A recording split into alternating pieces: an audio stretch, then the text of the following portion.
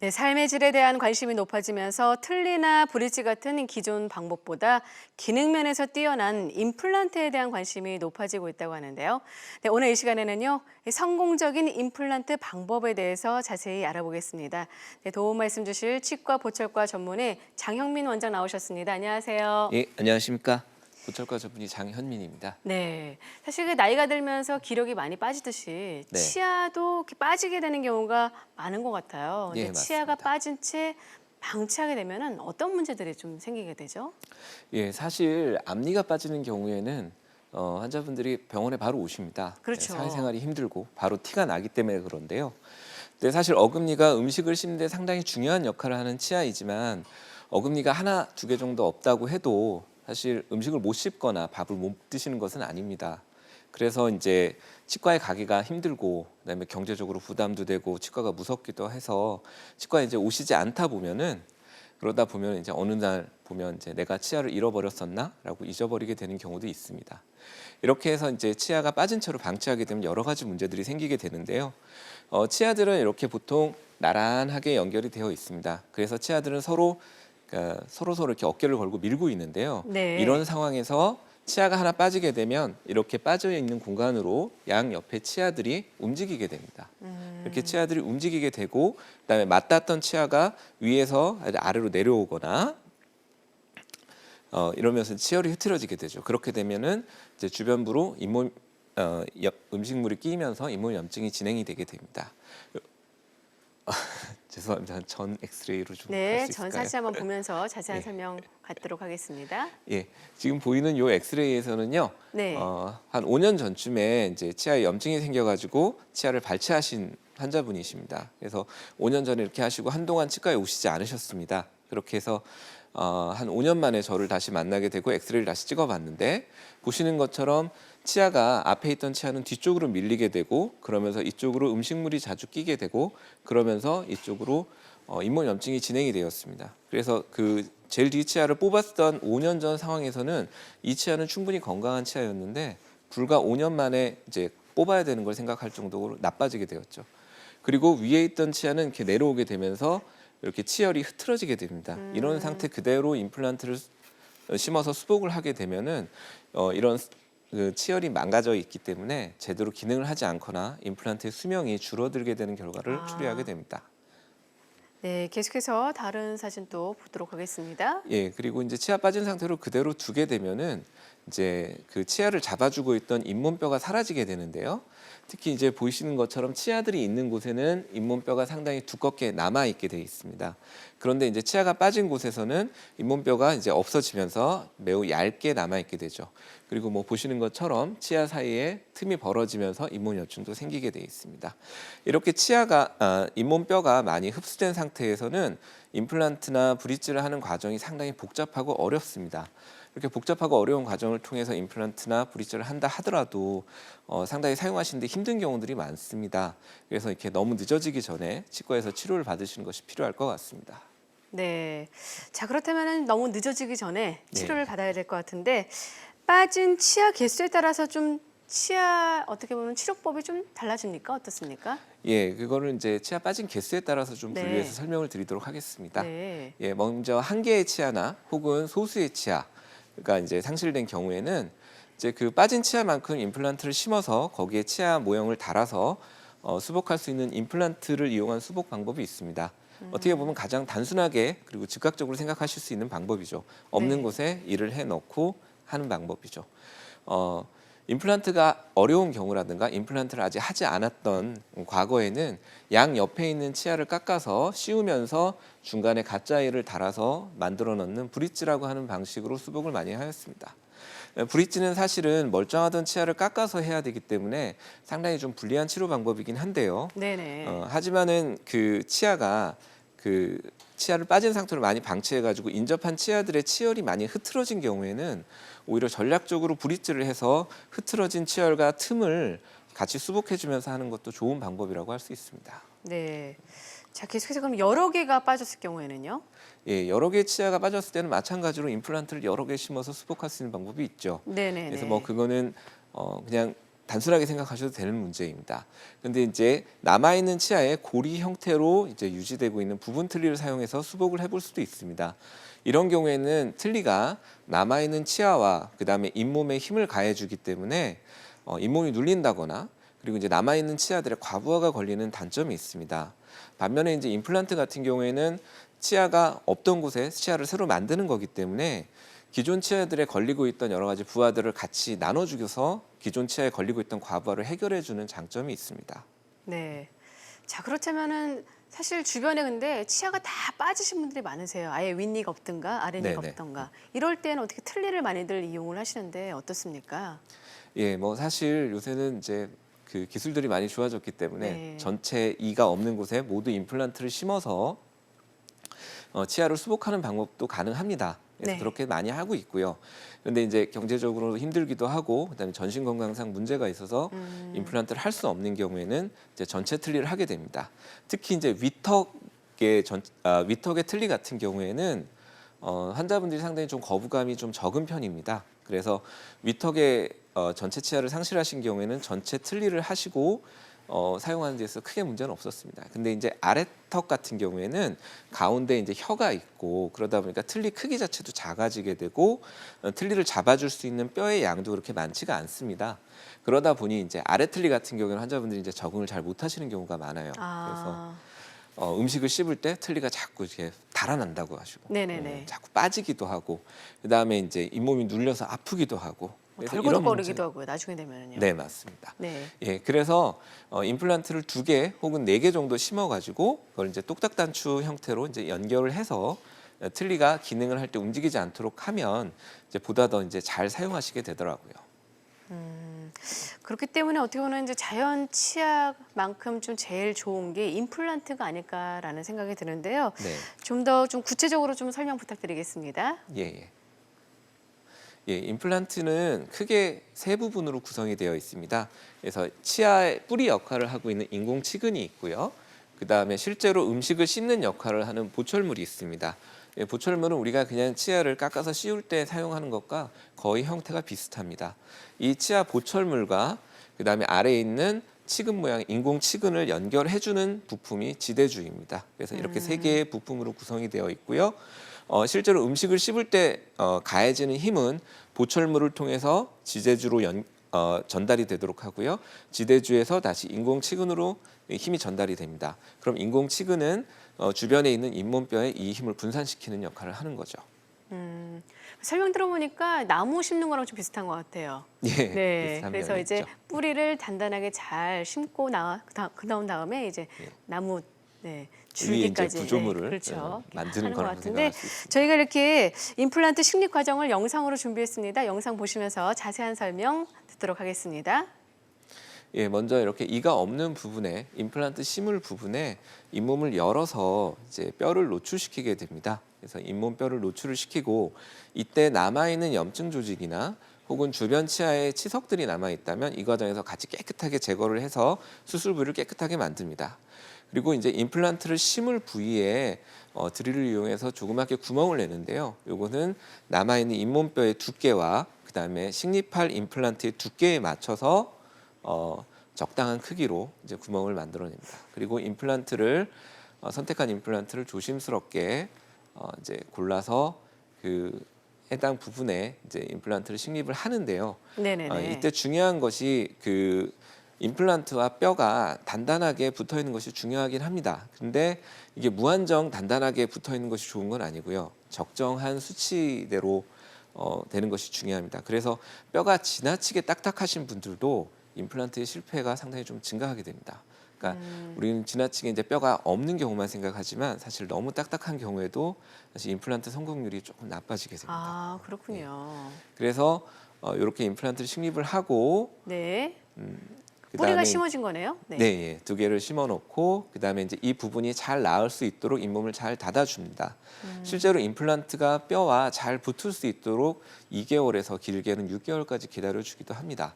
그래서 이렇게 잘 기다려준 다음에 지대줄을 연결을 해주고 그다음에 없어진 치아 형태에 맞춰서 보철물을 제작한 다음에 이 보철물을 지대주에 연결을 하면 이렇게 연결을 해서 연결을 하면 이제 끝나는 것이죠.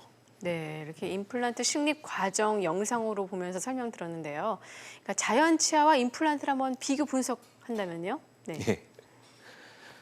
사실 네. 임플란트가 아무리 좋다고 하더라도 자연치만큼 좋을 수는 없습니다. 그렇죠. 예. 네. 다만 이가 빠졌을 때 다른 어떤 치료 방법보다는 임플란트가 가장 치아에 가까운 방식으로 수복을 할 수 있기 때문에 저희들이 이제 추천드리는 건데요. 네네. 일단 임플란트와 자연 치아의 가장 큰 차이점은 그 잇몸뼈와 결합되는 방식입니다.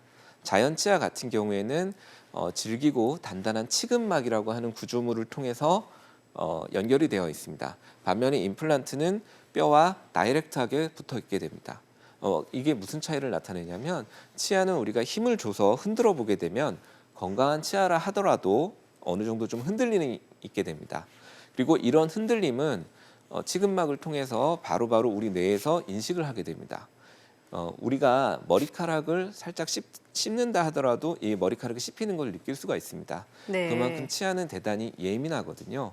이 예민함은 결국 치근막을 통해서 연결되어 있기 때문에 치아가 움직이는 것을 아주 정확하게 감각할 수 있기 때문에 그렇습니다. 하지만 임플란트는 그런 구조물이 없고 임플란트가 감각을 느끼기 위해서는 뼈의 변형이 일어나야 됩니다. 그래서 상당히 큰 힘을 줘야지만 느낄 수가 있는 것이죠. 그래서 임플란트로 수복을 해드리고 나서 환자분들이 저한테 많이 말씀하시는 불편감 중에 하나는 내가 음식을 제대로 씹는 건지 모르겠다. 이게 씹는 맛을 못 느끼겠다. 이렇게들 이야기를 하십니다. 엑스레이 상에서 자연 치아는 치아 주변으로 까만색 선이 보이게 됩니다. 이 선이 치근막에 있는 선이고요.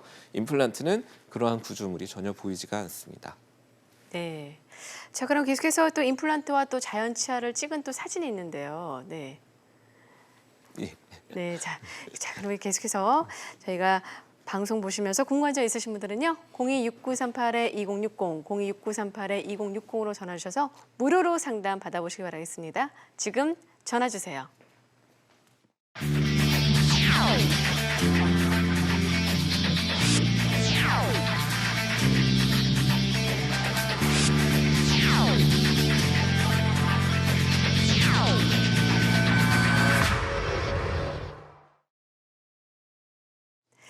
네, 상실된 치아 되살리는 방법에 대해서 알아보겠습니다. 앞서서 이제 임플란트에 대한 설명 계속해서 들었는데요.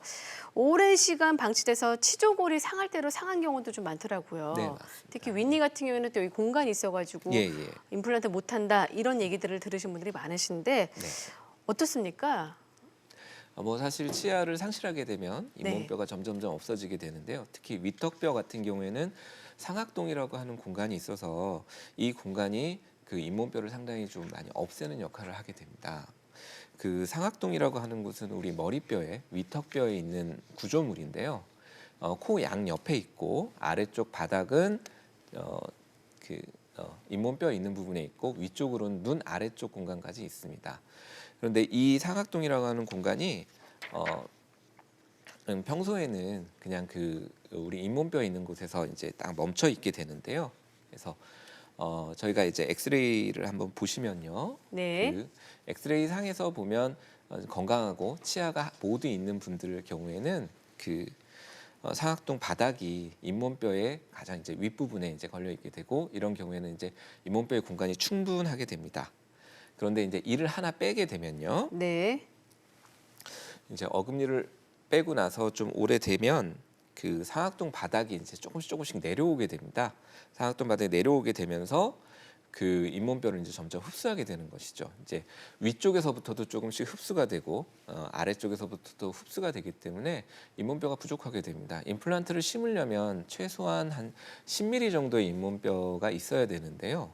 지금 상황에서는 한 4, 5mm 정도밖에 남아 있지 않게 됐습니다.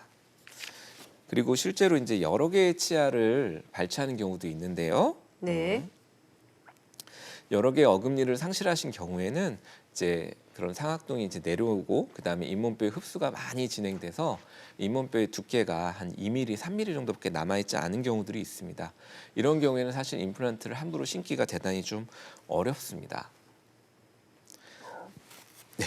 그래서 이런 경우에는 그 상악동 바닥을 위쪽으로 올리는 올리면서 이제 뼈 이식을 동시에 진행하는 상악동 거상술을 진행을 합니다. 네. 그래서 지금 보이는 것처럼 상악동 바닥을 위로 올리고 충분히 뼈 이식을 하게 되면요, 이제 뼈가 충분히 만들어지게 되고 여기 이제 임플란트를 심을 수가 있는 것이죠. 그런데 이제 그 상악동이라고 우리가 이제 이식한 뼈가 제대로 이제 뼈가 될 수 있는지에 대해서 좀 궁금함이 있으실 텐데요. 상악동은 뼈로 만들어지기 상당히 좋은 조건들을 가지고 있기 때문에 이식한 뼈들이 뼈로 바뀌는 확률이 대단히 높은 것으로 알려져 있습니다. 그래서 상악동 바닥을 올리고 뼈를 이식한 다음에 이 뼈들이 충분히 굳고 나면 이제 임플란트를 심어서 이제 수복을 하는 것이죠. 네.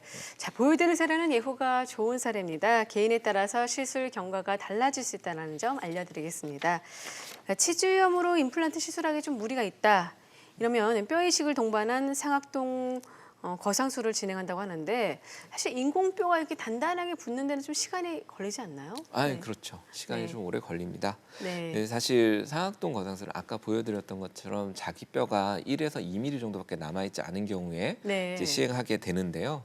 이렇게 돼서 이제 뼈를 상당히 많은 양을 집어넣게 되면 이 뼈들이 단단히 고정되는데 상당히 오랜 시간을 기다려야 됩니다. 그래서 보통은 이제 상악동 같은 경우에는 뼈로 둘러싸여져 있는 공간이기 때문에 보통은 옆 벽에 조그만 창문을 내서 네. 그를 통해서 이제 바닥 부분을 들어 올리게 되고요. 네. 그 사이 공간으로 이제 잇몸뼈를 집어넣고 그 다음에 이제 다시 이제 아물도록 이제 잘 꾸며주게 됩니다. 이렇게 뼈를 이식하고 나서 보통은 한 4, 5개월, 길게는 1년까지 기다려보기도 하고요. 네. 그렇게 해서 뼈가 굳은 다음에 이제 임플란트를 식립을 하지요. 그리고 임플란트를 식립한 후에도 이 임플란트와 그 이식한 뼈들이 잘 붙을 수 있도록 4개월 이상 좀 기다려 보는 것이 일반적입니다. 저 하얗게 보이는 게 지금 임플란트가 식립된 네, 모습인 맞습니다. 거죠? 네네네. 계속해서 다음 자료 보면서 좀 설명 이어갈까요?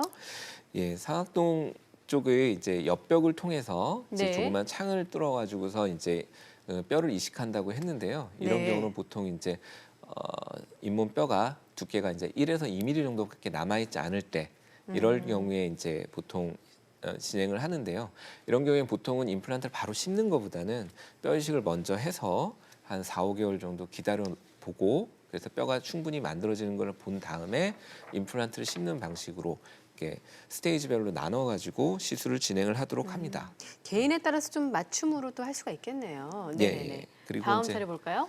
만약에 이제 뼈가 어느 정도 좀 있으셔가지고 네네네. 그 이식할 뼈의 양이 그렇게 많지 않은 경우에는 임플란트를 심으면서 동시에 상악동 거상술을 진행을 할 수가 있습니다. 이런 경우에는 보통 옆 벽을 건드리는 것이 아니고 임플란트를 심을 때 그 드릴로 구멍을 뚫어놓은 부분을 통해서 이제 뼈 이식을 진행을 하게 됩니다. 이렇게 하게 되면 이제 시술 기간도 단축할 수 있고 좀 단순하게 할 수 있지만 이제 우리가 눈에 보면서 할 수가 없기 때문에 부작용이 네. 일어날 가능성이 좀 있다는 게 좀 문제이긴 합니다. 네. 손실됐거나 상실된 치아 때문에 고민이신 분들께서는요. 026938-2060, 026938-2060으로 전화 주셔서 무료로 상담 받아보시기 바라겠습니다. 네, 잠시 시청자 만나보도록 하겠습니다. 여보세요? 여보세요? 네, 안녕하세요. 반갑습니다. 안녕하세요. 제가 아니고요. 저희 남편이요. 아, 네. 앞니 두 개가 흔들려요. 네네. 갖고 스케일링하러 갔더니 치과에서 임플란트나 아니면 브릿지를 해야 된다고 선택을 하라고 하는데요. 네. 남편이 또 영업직이라 이빨이 앞니가 없으면 또 고민이고 아, 그렇죠. 그래서 어떤 걸 해야 될지 모르겠어서요. 결정을 네. 아직 못해서요. 많이 이렇게 임플란트나 브릿지 이 두 네. 가지를 이렇게 그 중에서 선택하는 경우가 많은 것 같은데 네, 어떻게 해야 맞습니다. 될까요, 원장님? 일반적으로 앞니 같은 경우에는 네. 임플란트를 식립하는 게 상당히 좀 어려운 경우들이 많습니다. 네. 특히 이제 앞니 같은 경우에는 이제 뼈가 상당히 좀 이제 치아를 뽑고 나서 이제 얇아지는 경우들이 많고요. 아, 그래서 이제 시술 과정에서 뼈 이식을 상당히 좀 동반해야 되는 경우들도 많습니다. 네. 이제 그렇게 되다 보면 이제 시간이 좀 길어지는데요. 이제 아까 이제 말씀하셨듯이 이제 영업직이시고 앞니기 때문에 이제 이가 없는 기간을 최소화하는 것이 좀 필요합니다. 그렇죠. 그래서 이제 만약에 이제 뼈가 상당히 좀 튼튼하시다면 이제 네네네. 임플란트를 심으면서 바로 임시 치아 같은 것들을 연결을 해서 달아놓는 방법도 있는데요. 네네. 이제 뼈가 좋은 경우에 이제 그렇게 할 수가 있고요. 만약에 뼈가 안 좋은 상태라면 이렇게 바로 보철물을 만드는 것 자체도 상당히 좀 어려울 수가 있습니다. 예, 그런 면들을 고려했을 때 저는 이제 앞니 쪽이고 영업직이시고 그다음에 빠르게 치료를 좀 진행하고 싶으시다면 물론 뭐 인접치들이 건강하다는 전자에서 말씀드리는 거지만 저는 앞니 쪽은 브릿지 쪽이 좀 더 낫지 않을까라고 생각을 합니다. 그렇군요. 지금 이제 설명해 주신 듯이요. 뼈가 튼튼하다면 임플란트가 가능하지만 그렇지 않을 경우에는 브릿지가 나을 수 있다라고 이렇게 말씀해 주셨거든요. 물론 이제 전화상으로는 좀 정확한 진단에 한계가 있습니다. 그렇기 때문에 다시 한번 이 뼈가 튼튼한지 여부를 확인해 보시고 그런 다음에 네, 임플란트나 아니면 브릿지 둘 중에서 선택을 한번 해보시기 바라겠습니다. 전화 주셔서 감사합니다. 저 같은 경우도 고민이 많이 될 것 같아요. 예, 그렇죠. 근데 이제 한 좀 젊어서 뼈가 좀 튼튼하다면 임플란트 하면 좋을 텐데 그렇지 않은 네. 경우가 또 많기 때문에 이 점 충분히 좀 고려하셔야 될 것 같습니다. 근데 이렇게 심한 치주염으로 치아를 살릴 수 없는 경우라면 네, 발치 후 식립이 이루어지잖아요. 네, 네. 네, 근데 시간 좀 단축할 수 있는 방법 없을까요? 다들 다 이렇게 사회생활하는데 문제가 되기 때문에요. 네. 예, 맞습니다. 사실 잇몸염증이 심해서 치아를 네. 발치하는 경우에는 좀 기다려주는 것이 좋습니다. 이렇게 염증이 있는 상태에서 즉 염증이라는 건 결국 세균이 만들어내는 것인데요. 이게 세균들이 만든 염증이 있는 상태에서 임플란트를 식립을 하게 되면 네. 임플란트가 실패할 확률이 높습니다. 아, 그래요. 예, 그리고 이제 염증으로 인해서 뼈가 많이 없어진 상태라면 그 임플란트를 식립할 때 상당히 좀 방해가 되는 경우들이 많습니다. 그래서 이런 경우에는 임플란트를 조금 발치하고 나서 3개월 혹은 6개월, 길게는 1년까지 기다렸다가 이제 심는 경우들이 많습니다. 근데 이제 그런 경우가 아니고 충치에 의해서나 아니면 외상에 의해서 치아가 이제 부러져서 이제 발치를 하는 경우에는 잇몸뼈가 튼튼한 상태이기 때문에 이제 발치를 하면서 즉시 임플란트를 식립할 수 있게 됩니다. 예. 만약에 아까 전화 주신 분이 잇몸뼈가 튼튼하다 하면 발치 후 바로 즉시 임플란트를 식립할 수 있는 건가요? 예, 그렇습니다. 이제 그러니까 치주염이 심하지 않고 그러니까 네네네. 경도 정도의 치주염이고 그다음에 이제 뼈가 자기 잇몸뼈가 충분히 남아 있는 상태라면 발치를 하면서 주변에 있는 잇몸뼈에 기대어서 이제 임플란트를 심는 것이 가능합니다. 자, 계속해서 다음 사진 볼까요? 그래서 이제 치아를 발치를 하고서 바로 네. 임플란트를 심으려면 사실은 이제 치아 뿌리가 있었던 공간이 있기 때문에 네네네. 예, 여기에 바로 이제 임플란트를 그대로 심는 것은 불가능합니다. 그래서 뼈에 어느 정도 좀 지지를 받아야 되기 때문에요. 네네네. 그래서 그 원래 있었던 부분과는 조금 다른 방향으로 임플란트를 식립을 하고 빈 공간에다가는 이제 뼈 이식을 통해서 이제 채워 넣는 방식으로 이제 진행을 합니다. 이런 경우에는 보통 이제 짧게는 한 2~5달에서 길게는 한 5~6개월까지도 이제 그 치료 시기를 좀 이제 단축할 수가 있습니다. 네.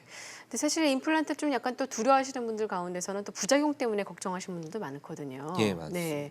어떻습니까?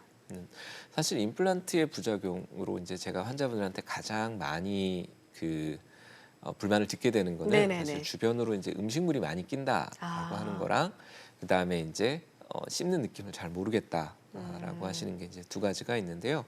사실 이제 아까 자연 치아와 임플란트의 차이점에 대해서 설명을 드렸을 때 네. 이제 임플란트는 움직이지 않고 자연 치아는 조금씩 움직이기 때문에 그렇기 때문에 이제 그 음식물을 씹을 때 이제 그 치아와 임플란트 사이 공간을 이제 많이 끼게 되거든요. 네네네. 그리고 이제 이를 뽑고 나게 되면은 이제 잇몸이 앞쪽 면, 뒤쪽 면, 그다음에 이쪽 면들이 이제 서로 좀 다르게 뼈 흡수가 일어나는 경우들이 있습니다. 예. 그래서 이제 어느 쪽은 잇몸이 되게 높고 어느 쪽은 잇몸이 낮은데 이런 부분을 수복을 할 때 지대주라고 하는 부분이 되게 중요한데요. 네. 이 지대주라고 하는 부분이 그냥 똑같은 높이를 가지고 있는 걸 쓰게 되면은 어떤 부분이 잇몸 속에 파묻히게 되고 어떤 부분이 잇몸 밖으로 나오게 되고 해서 사실은 좀 이상적인 그런 수복이 불가능하게 됩니다. 네네네. 예, 그렇게 되면 이제 음식물도 훨씬 더 많이 끼게 되고요. 아. 예, 그래서 이제 그 잇몸 형태에 맞춰 가지고서 그러니까 환자분 개개인의 잇몸 상태에 맞춘 맞춤형 지대주를 만들게 되면은 이제 이런 현상을 조금 더 이제 줄여줄 수가 있게 됩니다. 네. 자, 그래서 이 맞춤형 지대줄을 이용했을 때 예. 어떻게 또 보철이 수복이 되는지 한번 사진이 지금 나가고 있는데요. 네. 예, 그 맞춤형 지대줄을 사용해야 되는 이유인데요. 사실 자연 치아 같은 경우에는 이제 폭이 상당히 넓은 편입니다. 그러니까 10mm 정도, 그러니까 1cm 정도까지 되고, 근데 자연 치아 같은 경우에는 뿌리가 상당히 두꺼운 편이기 때문에 한 치아의 폭이 10mm라면 치아 뿌리의 폭은 한 8mm 이상 되는 경우들이 많습니다. 근데 임플란트는 그 구조적인 형태상 5mm 혹은 6mm 이상 크게 만들 수가 없거든요. 그렇게 하다 보니까 그 치아 크기의 그 치아 폭과 임플란트 크기의 차이를 이제 보상해 줄 수 있는 구조물들이 필요하게 됩니다. 이게 이제 맞춤형 지대주가 되는 것이죠. 네.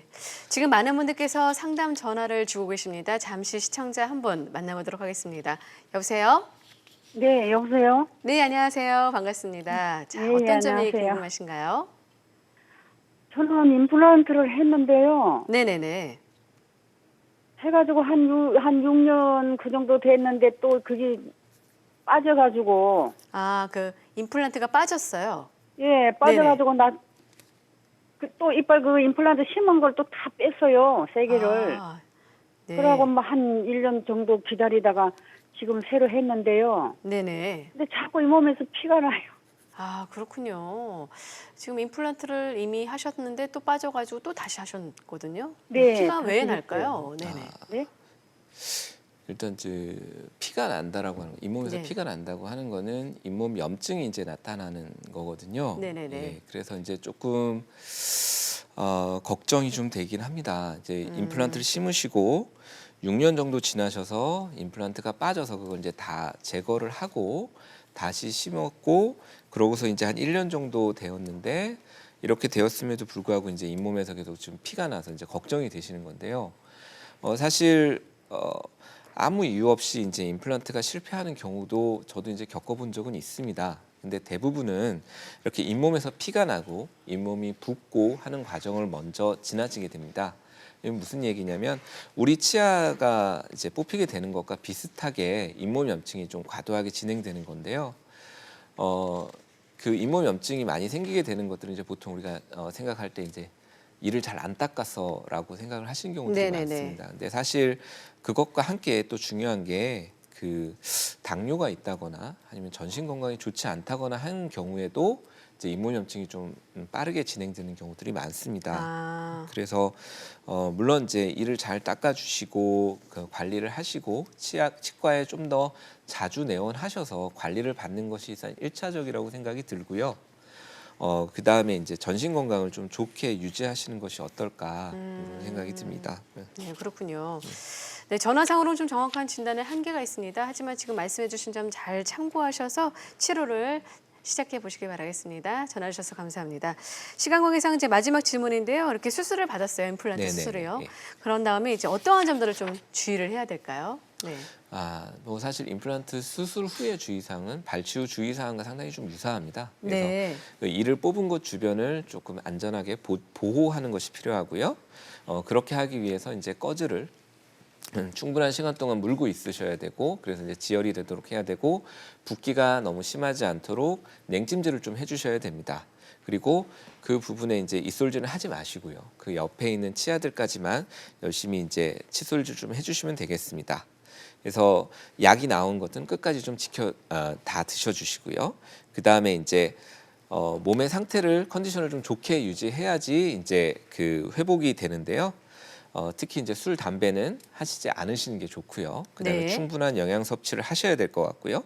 그다음에 이제 무엇보다도 이제 충분히 좀 쉬어주시고, 그다음에 뭔가 좀 문제가 있을 때는 치과로 바로 이제 좀 연락을 주셨으면 좋겠습니다. 네. 예. 지금까지 장영민 원장과 함께 임플란트 식립 방법에 대해서 자세히 얘기 들어봤습니다. 오늘 말씀 감사합니다. 예. 네, 2부는 여기서 마무리 짓겠습니다. 잠시 후 3부에서는요. 어깨 관절 질환을 주제로 전문의 함께하는 자세한 상담 시간 준비했으니까요. 계속해서 많은 참여 부탁드리겠습니다. 잠시 후 3부에서 인사드리겠습니다.